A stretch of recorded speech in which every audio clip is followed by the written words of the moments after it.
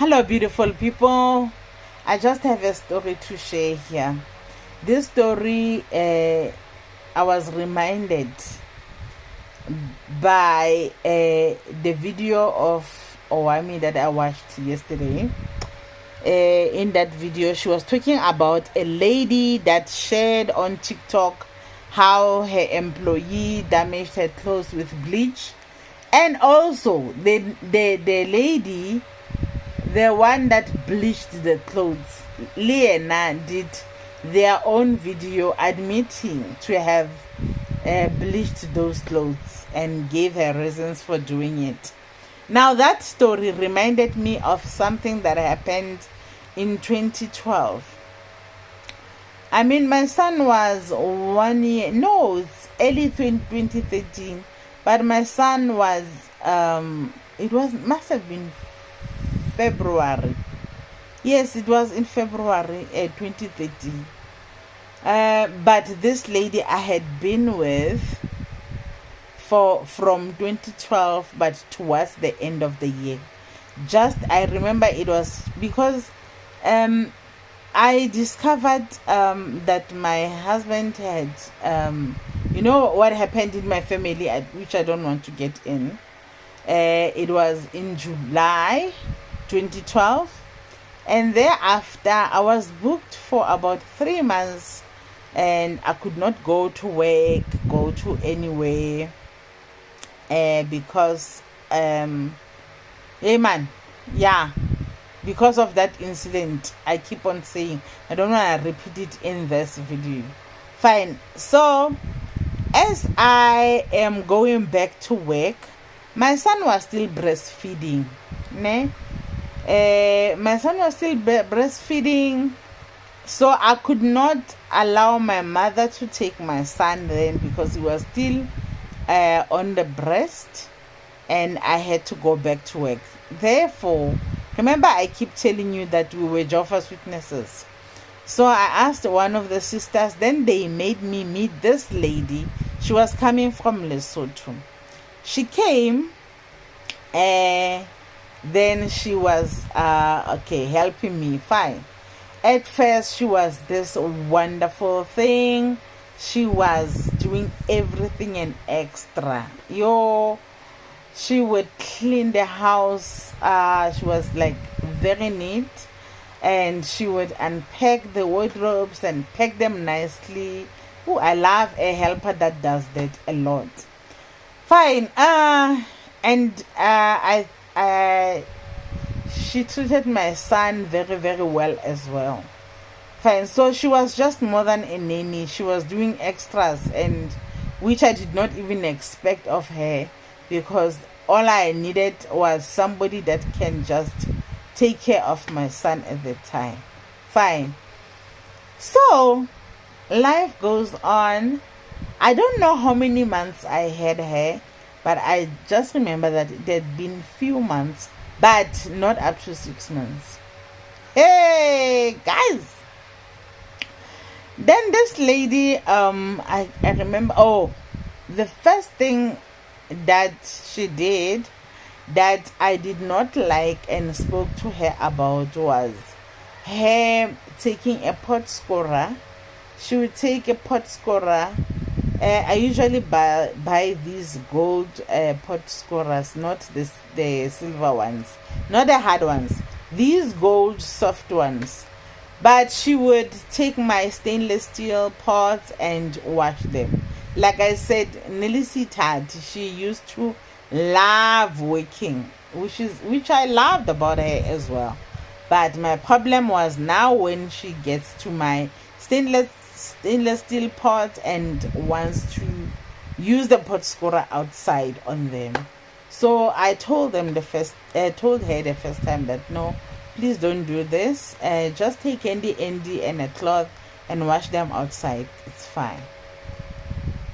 And then I remember that weekend, it was a Friday, she had cleaned the house and she had asked for a weekend off. It was her weekend off, and she said she had a relative in the West End. It's fine. Now, by Friday, when I came back from work, she had already left.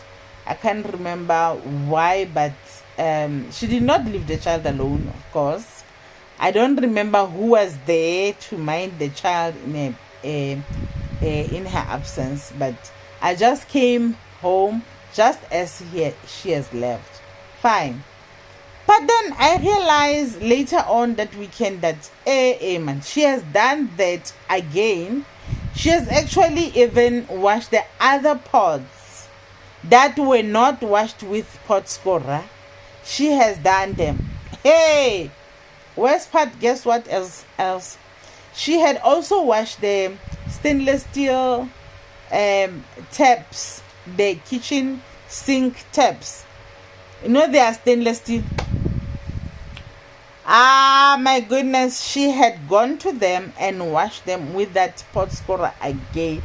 They were scratched like nobody's business. I could not understand that this person doesn't see these things are already shiny. Yes, I am an advocate of the taps that needs to be cleaned, but not with the pot scorer, guys. She had done that, but then it's weekend and I didn't want to call her over the phone and damage her weekend wherever she is.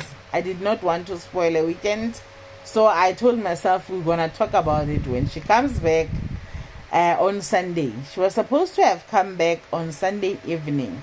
She didn't come back. Then she came back very early Monday morning.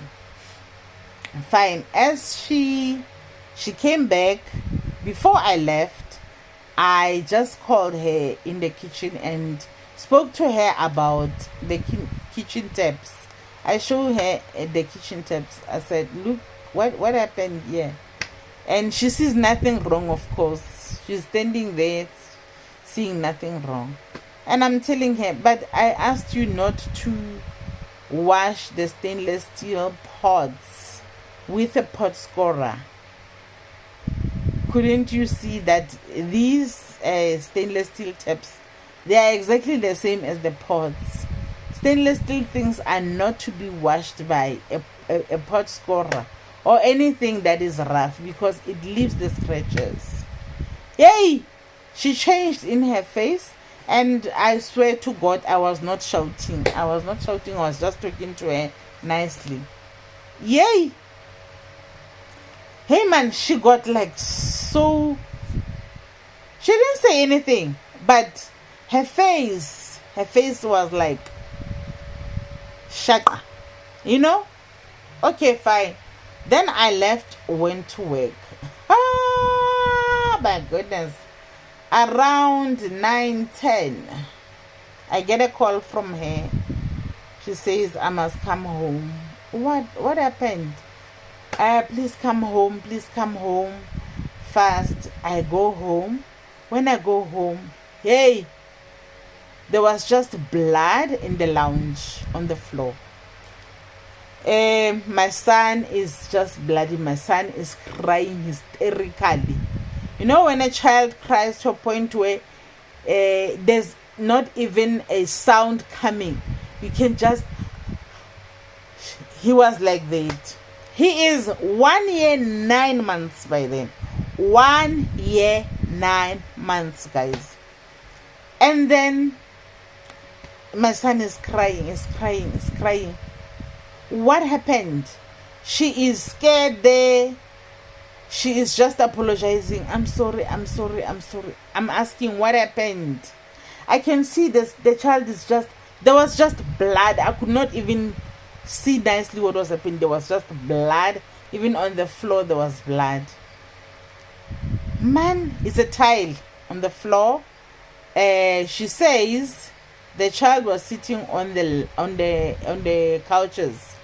From the couch, the child fell on his mouth, and a tooth is out. She shows me a tooth.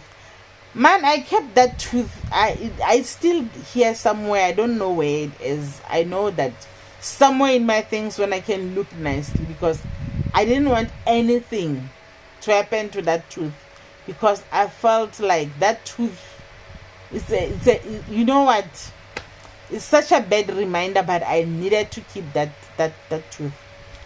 I did not know until then that a child's tooth is so long, very, very long. Like it came out from its root, the front teeth, one of the front tooth. My goodness, when she showed me, I had to take the child to the doctor immediately. To the hospital even. I go to the hospital. They take me to the dental site in Mfuleni Fanabel Park. I go there. I go to this doctor. This doctor said, I want... No. I'm lying. They referred me later. I went to casualty. So in the casualty, the doctor wanted that lady so bad. She said, where is that lady? You're supposed to bring her here. Hey, man. I said, no, there was no time. I did not know that it was important that she comes. He said it was important that she comes and explain what is happening, because they had to first sedate my son, because the pain he was in, he was crying non-stop. They had to sedate him so that they can check thoroughly as to the damage that has happened here, because they wanted to determine the impact that had caused one tooth to go out, whereas the child had, by then I think he had about 6 teeth right here in front, but only one tooth went out, and the top one. So the doctor wanted to know, like, the impact that had made a child to lose a tooth must have been worse. Let me tell you the surprising thing of them all. The doctor said the very first thing that I do not understand, how come this child fell on his mouth, but none of the lips are swollen? None of the lips were swollen. And when you fall, somehow, particularly when children fall, sometimes they bite themselves inside. Even if outside there is no damage, there must be a damage that is seen somewhere, like maybe inside the lips, either the top or the bottom. There was none of that. So doctor said, just based on this, I want the person to come and explain, how does a child get so much impact that's forcing one tooth out, but yet there is no biting on the lips, and there's also no impact on the other tooth, because they ended up doing an x-ray here of the mouth to see the structure of the teeth. Everything was intact. My goodness, they even referred me to the dentist. That's when the dentist could do the dental x-rays and everything. And the dentist also was very skeptical. Can you believe they made me sign an indemnity form? Not an indemnity form, man. They made me sign an incident report,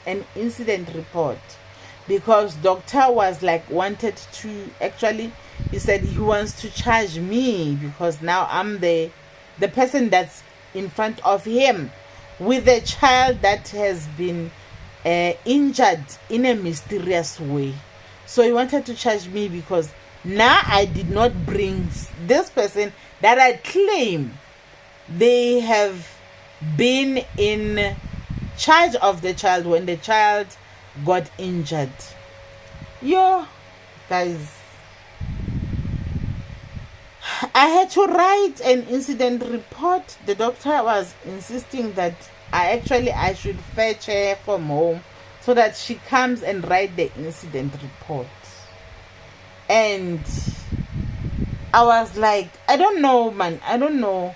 I think my biggest problem that I've realized about me is that I have a delayed reaction. I always have this delayed reaction. When something happens at that time, I cannot think up on my feet. I'm not that person that thinks on their feet to say, okay, actually this is what I must do, this is what I must do, this is what I must do. I'm not that kind of a person. So that is my biggest major problem that I've realized about me. So I refused. I don't know why. I don't know what were my reasons for refusing to fetch her, because doctor said he wanted her to be there so that she can write an incident report, because she wants to know what is this, because he suspects that this child's tooth was pulled. He even said the way this child is so traumatized and is crying non-stop, this was a forceful take out of the tooth that happened. And he asked me so many questions, and man, I've got this delayed reaction. I am not even thinking about that morning incident that happened. I was not thinking at all. I just took that as an accident. Man, I think it took me 2 days to process actually what happened. When I really truly realized that my child does not have a tooth anymore. The tooth is out. And I'm now combining with what the doctor has said. I'm trying to add up everything. And I'm looking at her as well. Her actions started becoming suspicious. I still don't know even today whether I was thinking things or it was her maybe feeling bad about what had happened to the child. I don't know until today. But my child lost his tooth when he was 1 year 9 months in the care of a Lesotho nanny that was supposed to be the nanny, and she wasn't. Because really my son lost his teeth in her care. You know, hey, I cannot believe that we stayed 2 more weeks with her, only because I only chased her away, only because my uncle gave me an ultimatum to say, if you are not chasing her, I'll come and chase her myself. Do you want me to chase her for you? Because I can see you're afraid of her. And I was like, no, you cannot. I think it was, again, like, particularly if you can ask all the Jehovah's Witnesses, they've got these trust issues that they have towards one another. They're trusting each other so much. Hey man, I trusted that lady just because she was a Jehovah's Witness. I swear to you, I even felt bad when I had to chase her away after that. Yo, can you believe that my son stayed without a tooth right up until the age 6, or yeah, between age 6 and 7, when he was losing other teeth and new teeth came in. That's when he could have a tooth for the first time in almost 4 years. I had to explain so many times because people were like, you know, when a child is about 2 but they already don't have a tooth, everybody would ask, like, how can this happen? It was that regular question forever. That regular question. You know what?